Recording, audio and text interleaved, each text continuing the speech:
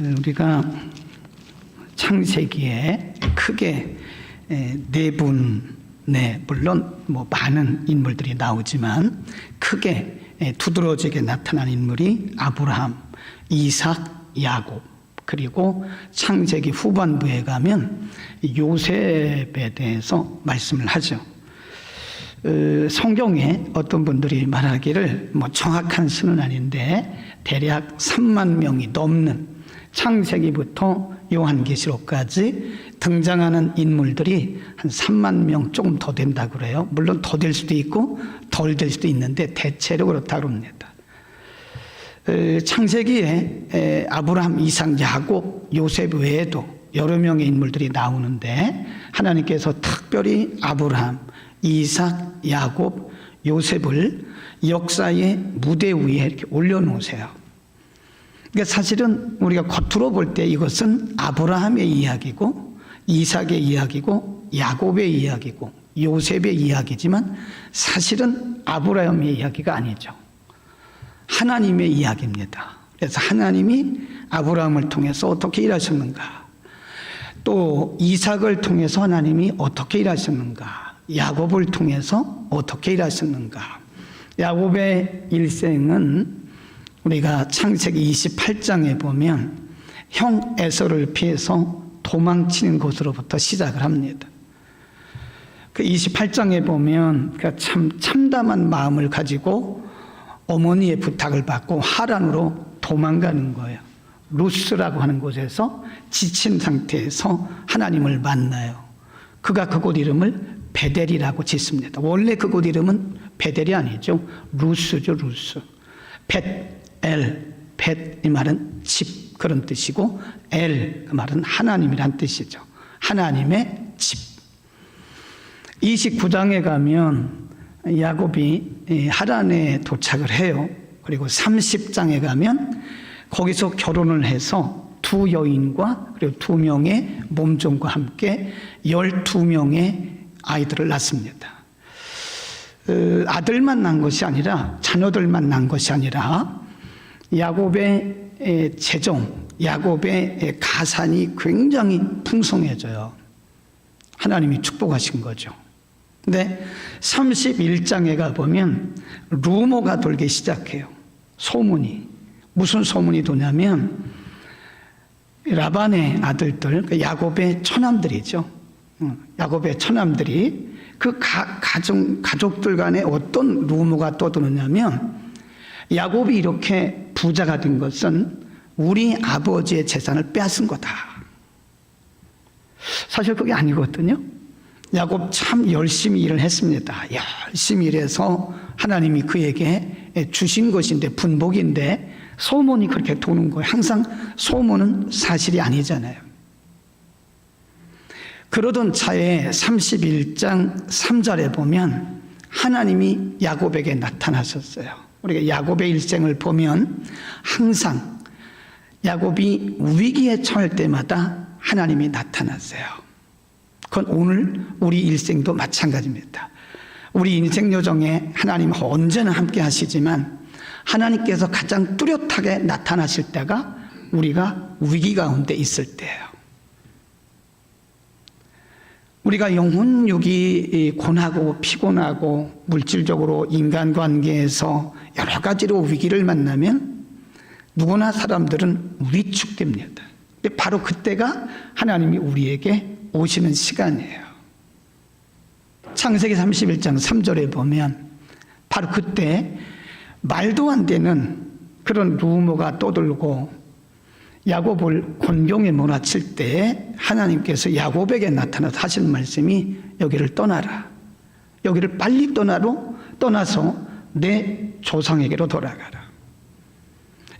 야곱에게 있어서 가장 큰 짐이 되어 있던 것이 이제 20년 처가 생활을 다 정리를 하고 하나님 말씀하신 대로 원래 고향 가나안으로 갑니다. 근데 야곱에게 있어서 가장 큰 짐은 형 에서입니다.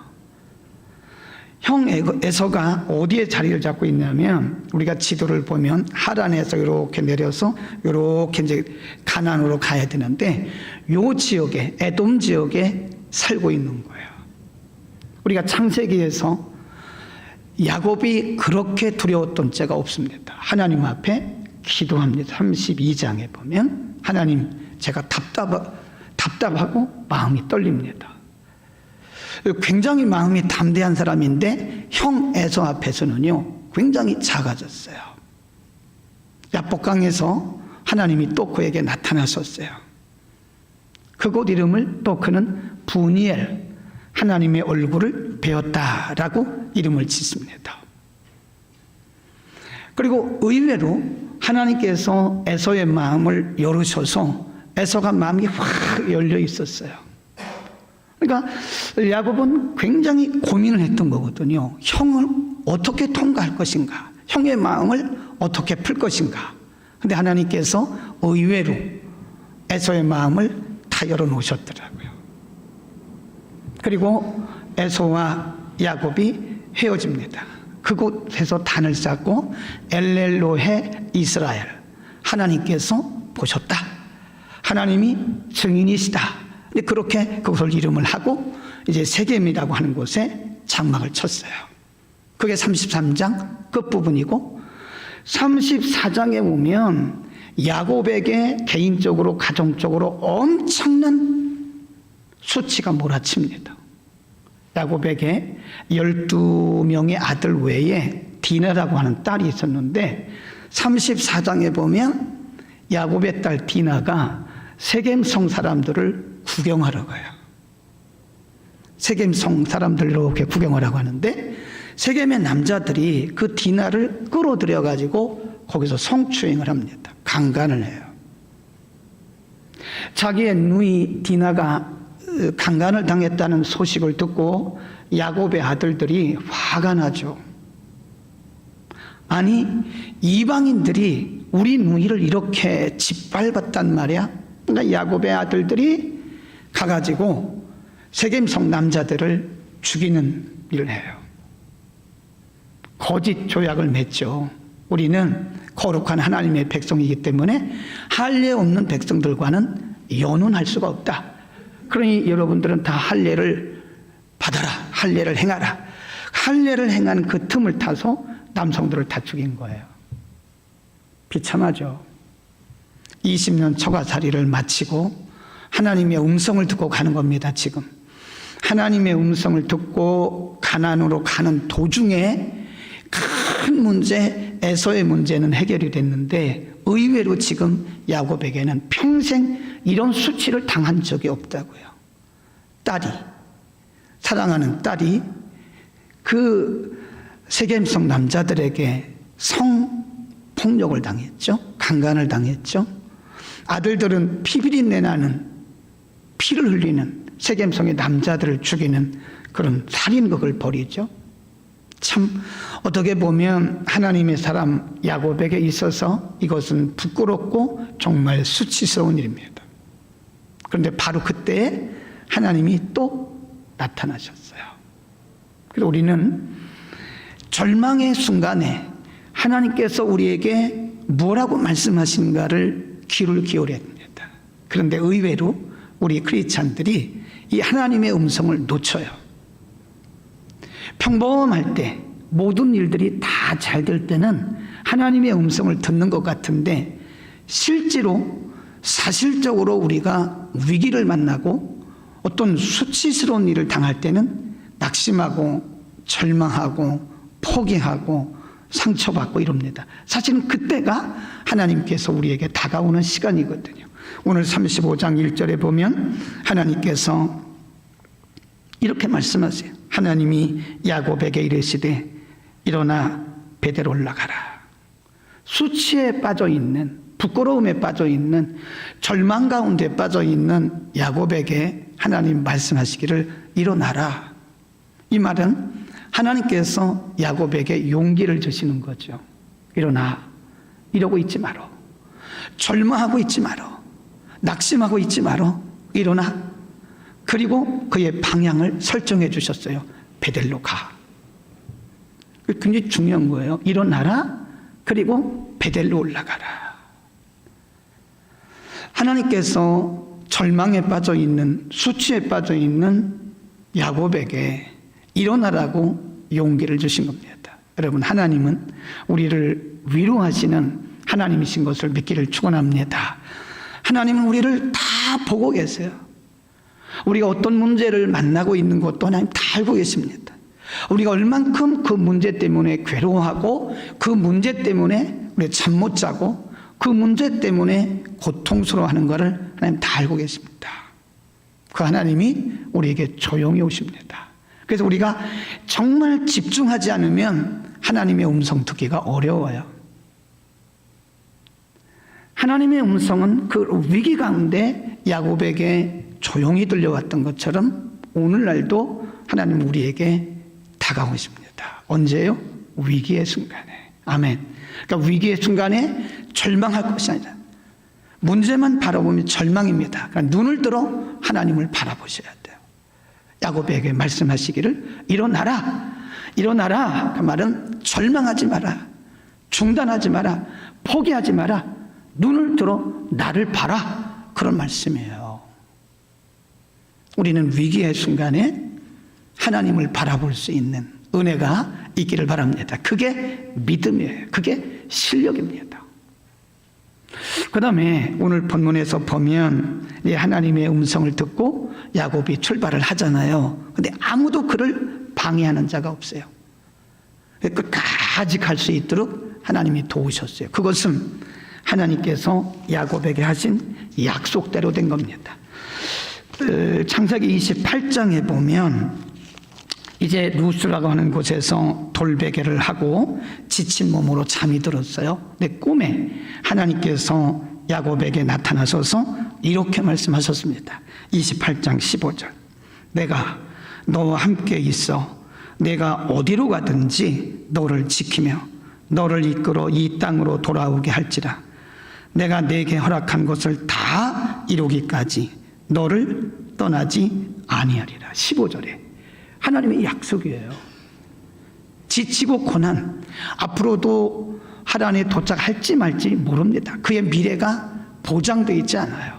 그런데 하나님께서 꿈에 나타나셔서 야곱에게 하신 말씀이 내가 너를 떠나지 않는다. 내가 내게 계획한 것을 이룰 때까지 내가 너를 떠나지 않을 것이다. 그리고 20년이 지났어요. 초가살이가 20년이었습니다.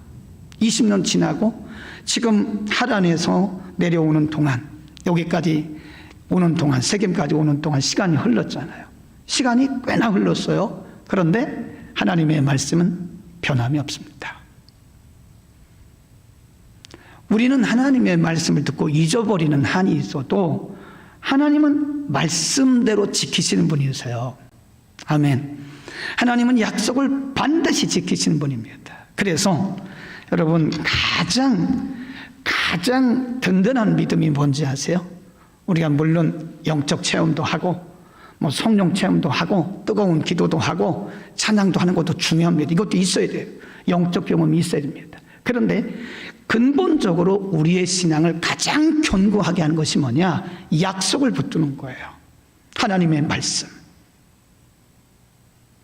하나님의 말씀을 붙드는 사람들은 인간이기 때문에 약간의 미동이 있을 수는 있으나 일희일비하지 않습니다. 하나님의 말씀은 1.1핵도 변함이 없어요.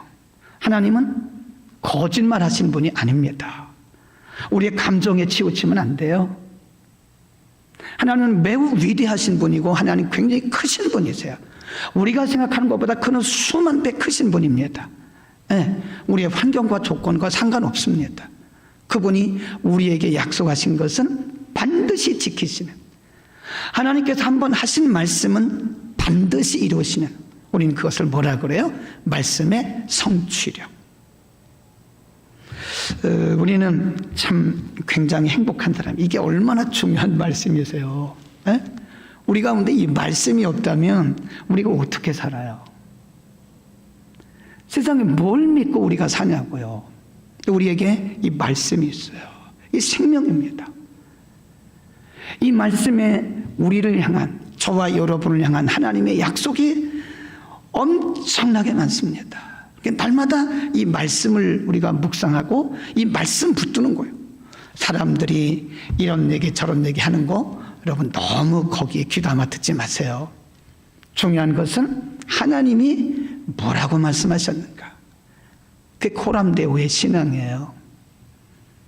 사람들이 하는 말에 우리가 일희일비한다면 우리는 다시 신앙을 다시 가다듬고 하나님의 말씀으로 돌아가야 됩니다. 그게 개혁 아닙니까? Back to the Bible. 성경으로 리턴하자. 이게 성경으로. 말씀으로 돌아가자. 환경과 조건보다 더 중요한 것은 하나님의 말씀입니다. 우리 하나님의 약속 붙들고 우리를 위로하시고 위기의 순간에도 우리를 놓지 않으시고 우리를 책임지시는 그 크신 하나님을 의지하기를 축원합니다. 기도합니다. 거룩하신 우리 아버지, 위대하고 강하신 하나님이 우리의 아버지이심을 믿고 감사를 드립니다. 야곱이 순간순간 어려운 일들이 많이 있었지만 하나님께서 그 위기의 순간마다 찾아오셔서 말씀해 주셨고 그가 무엇을 해야 할지도 가르쳐 주셨습니다. 세겜성에서 너무나도 수치스러운 일들이 있었지만 하나님 야곱을 위로하시고 일어나라고 그에게 새로운 용기를 주시고 베델로 가라고 방향까지 알려주셨습니다.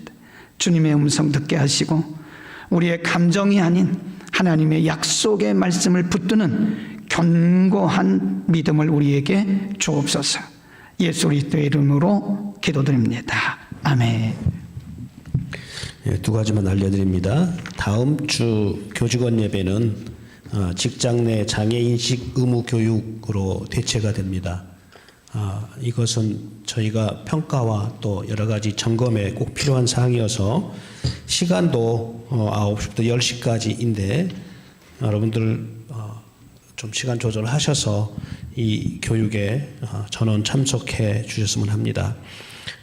오늘 이제 수시 관련해서 우리 학과생들을 모여서 최종 점검한 다음에 다음 주 목요일 금요일 9일 날 수시 합격자 발표를 하게 되는데 등록과 입학에 이르기까지 모든 정원을 채워갈 수 있도록 기도 부탁드립니다. 감사합니다. 우리 다 같이 우리 주님 가르쳐 주신 기도 드리고 예배 마칩니다.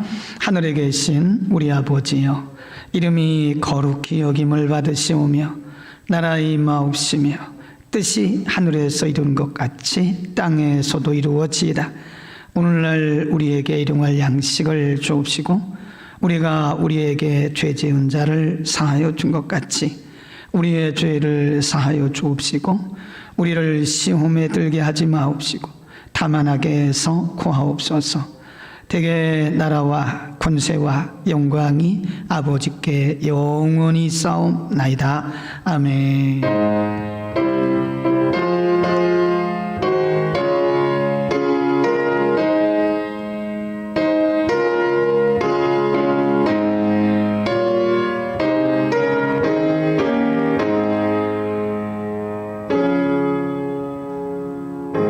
하나님 우리에게 다가오십니다. 언제요? 위기의 순간에. 아멘. 그러니까 위기의 순간에 절망할 것이 아니라 문제만 바라보면 절망입니다. 그러니까 눈을 들어 하나님을 바라보셔야 돼요. 야곱에게 말씀하시기를 일어나라. 일어나라. 그 말은 절망하지 마라. 중단하지 마라. 포기하지 마라. 눈을 들어 나를 봐라. 그런 말씀이에요. 우리는 위기의 순간에 하나님을 바라볼 수 있는 은혜가 있기를 바랍니다. 그게 믿음이에요. 그게 실력입니다. 그 다음에 오늘 본문에서 보면 하나님의 음성을 듣고 야곱이 출발을 하잖아요. 근데 아무도 그를 방해하는 자가 없어요. 끝까지 갈 수 있도록 하나님이 도우셨어요. 그것은 하나님께서 야곱에게 하신 약속대로 된 겁니다. 창세기 28장에 보면 이제 루스라고 하는 곳에서 돌베개를 하고 지친 몸으로 잠이 들었어요. 근데 꿈에 하나님께서 야곱에게 나타나셔서 이렇게 말씀하셨습니다. 28장 15절. 내가 너와 함께 있어 내가 어디로 가든지 너를 지키며 너를 이끌어 이 땅으로 돌아오게 할지라. 내가 내게 허락한 것을 다 이루기까지 너를 떠나지 아니하리라. 15절에 하나님의 약속이에요. 지치고 고난, 앞으로도 하나님에 도착할지 말지 모릅니다. 그의 미래가 보장되어 있지 않아요. 그런데 하나님께서 꿈에 나타나셔서 야곱에게 하신 말씀이 내가 너를 떠나지 않는다. 내가 내게 계획한 것을 이룰 때까지 내가 너를 떠나지 않을 것이다. 그리고 20년이 지났어요. 초가살이가 20년이었습니다. 20년 지나고 지금 하란에서 내려오는 동안, 여기까지 오는 동안, 세겜까지 오는 동안 시간이 흘렀잖아요. 시간이 꽤나 흘렀어요. 그런데 하나님의 말씀은 변함이 없습니다. 우리는 하나님의 말씀을 듣고 잊어버리는 한이 있어도 하나님은 말씀대로 지키시는 분이세요. 아멘. 하나님은 약속을 반드시 지키시는 분입니다. 그래서 여러분 가장 든든한 믿음이 뭔지 아세요? 우리가 물론 영적 체험도 하고 성령 체험도 하고 뜨거운 기도도 하고 찬양도 하는 것도 중요합니다. 이것도 있어야 돼요. 영적 경험이 있어야 됩니다. 그런데 근본적으로 우리의 신앙을 가장 견고하게 하는 것이 뭐냐? 약속을 붙드는 거예요. 하나님의 말씀.